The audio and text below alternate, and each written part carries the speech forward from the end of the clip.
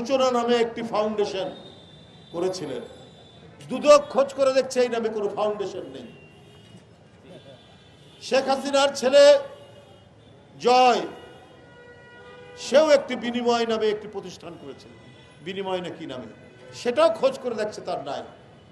প্রতারক যখন রাষ্ট্র ক্ষমতায় থাকে তার সন্তানদেরকেও প্রতারক বানায়, তার প্রমাণ হচ্ছে শেখ হাসিনা এবং তার ছেলেমেয়েরা। উনি নাকি কর্মসূচি দিয়েছে, এটা সত্য কিনা জানি না, ফেসবুক উঠেছে, এটা কতটুকু সত্য বলতে পারবো না, বা অথবা তারই নির্দেশে কেউ এসব ছড়িয়ে দিচ্ছে প্রতিক্রিয়া জানার জন্য।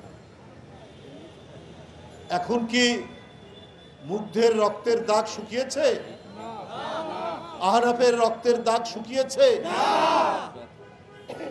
শুকায়নি। আবু সাইদের রক্তের দাগ মুছে করেন।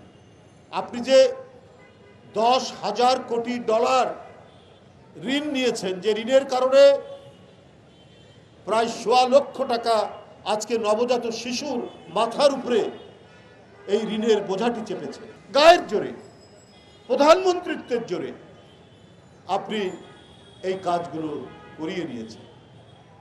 আপনি আবার হরতালের ডাক দেবেন আর মানুষ তাতে লাভ দিয়ে পড়বে।